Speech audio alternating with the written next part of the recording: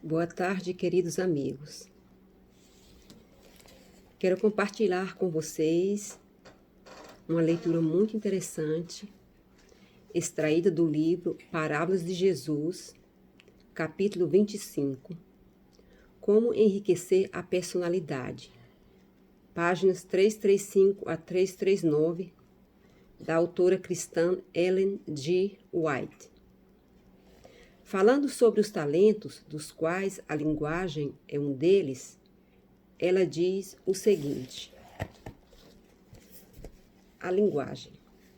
O dom da palavra é um talento que deve ser cultivado acuradamente.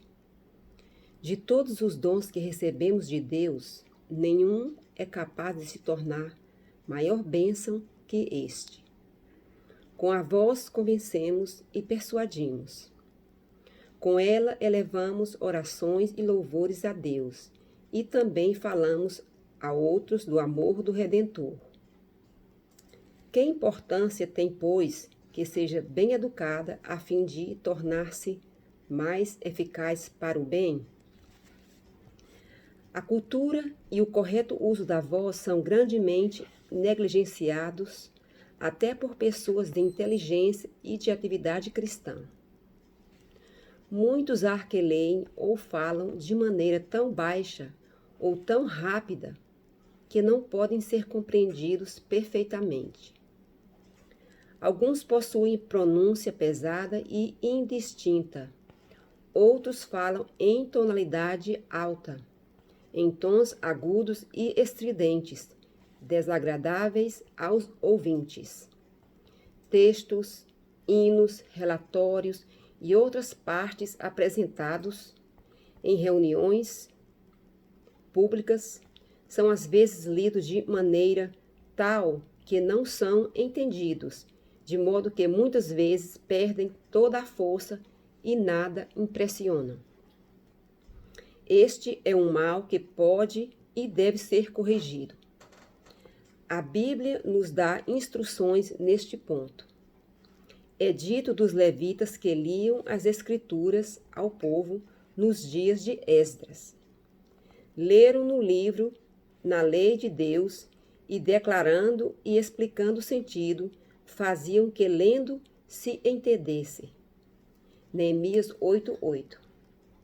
Por esforço diligente, todos podem adquirir a capacidade de ler inteligivelmente e falar em tom claro e sonoro, de maneira distinta e impressiva. Fazendo isto, podemos desenvolver grandemente nossa eficiência como obreiros de Cristo. Cada cristão é chamado para anunciar a outros as inescrutáveis riquezas de Cristo. Por isso deve procurar perfeição no falar. Deve apresentar a palavra de Deus de maneira tal que a recomende ao auditório. Deus não pretende que seus porta-vozes sejam incultos. Não é sua vontade que o homem apouque ou avilte o manancial celeste que por ele flui para o mundo. Devemos contemplar a Jesus como modelo perfeito. Devemos procurar adestrar todos os órgãos para um trabalho perfeito. Isto se aplica especialmente aos que são chamados para o ministério público. Todo pregador e todo instrutor deve lembrar que está dando ao povo uma mensagem que encerra interesses eternos. A verdade anunciada julgá-lo-á no dia do grande ajuste final. E para algumas almas, a maneira de alguém apresentar a mensagem determinará a sua aceitação ou rejeição. Seja, pois, falada a verdade de modo que apele ao entendimento e impressione o coração. Seja ela pronunciada, compassada, distinta e solenemente, mas com toda a sinceridade que sua importância requer. A cultura e o uso convenientes do dom da palavra relacionam-se com todos os ramos da obra cristã. Penetra na vida familiar e em todo intercâmbio mútuo. Devemos acostumar-nos a falar em tom agradável, usar linguagem pura e correta, e palavras amáveis e corteses. Palavras suaves e bondosas são para a alma como o orvalho e a chuva branda. A Escritura diz de Cristo que havia em seus lábios uma graça tal que sabia dizer ao seu tempo uma boa palavra ao que está cansado. Salmos 45, 2 e Isaías 50, versículo 4.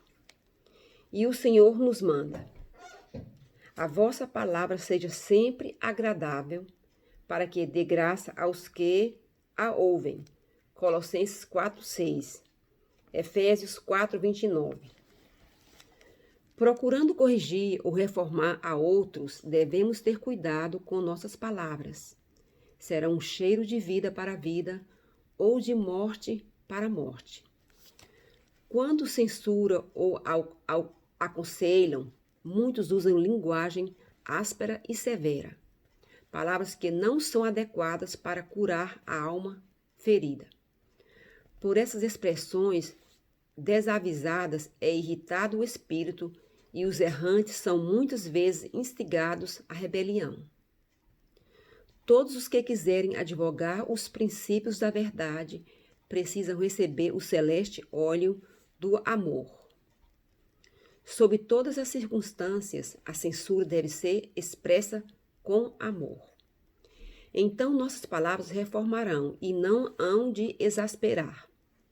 Cristo, pelo Espírito Santo, suprirá o poder necessário.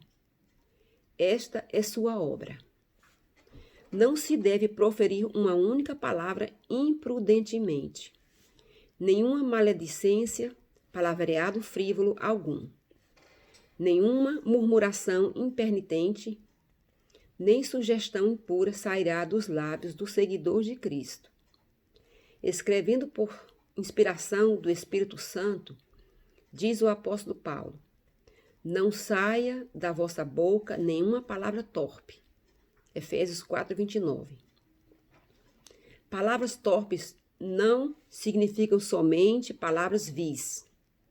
Quer dizer qualquer expressão contrária aos santos princípios e à religião pura e imaculada. Inclui ideias impuras e insinuações malévolas. Se não forem repelidas imediatamente, conduzem a grande pecado. É dever de toda a família e de cada cristão individual obstar o curso da linguagem corrupta. Quando em companhia de quem se deleita em palestras tolas, é nosso dever mudar o assunto da conversação, se possível. Com o auxílio da graça de Deus, devemos calmamente proferir algumas palavras ou introduzir um tema que oriente a conversa para terreno mais aproveitável. É obrigação dos pais inculcar nos filhos bons hábitos de linguagem. A melhor escola para este fim é a vida doméstica. Desde os primeiros anos deve a criança ser ensinada a falar respeitosamente e com amor a seus pais e aos outros. Ensinar-se-lhe a que somente palavras gentis, verdadeiras e puras lhe devem sair dos lábios. Os pais mesmos devem estudar diariamente na escola de Cristo. Assim poderão ensinar aos filhos, por preceito e exemplo, o uso da linguagem sã e irrepreensível. Tito 2:8. Este é um de seus maiores deveres e maior responsabilidade. Como seguidores de Cristo, nossas palavras devem ser um auxílio e encorajamento a outros na vida cristã. Muito mais do que fazemos, precisamos falar dos preciosos capítulos de nossa experiência. É bom falarmos da misericórdia e longanimidade de Deus e da incomparável profundeza do amor do Salvador. Nossas palavras devem ser expressões de louvor e ações de graças. Se o coração e a mente estiverem cheios do amor de Deus, isto será revelado na conversação. Não nos será difícil transmitir aquilo que experimentamos na vida espiritual. Grandes pensamentos, aspirações nobres, percepção clara da verdade, propósitos liberais, anelos de piedade e santidade produzirão frutos em palavras que revelam o caráter do tesouro do coração. Se Cristo fosse assim manifestado em nossa linguagem, a mesma terá o poder de conquistar almas para Ele. Devemos falar de Cristo aos que o não conhecem.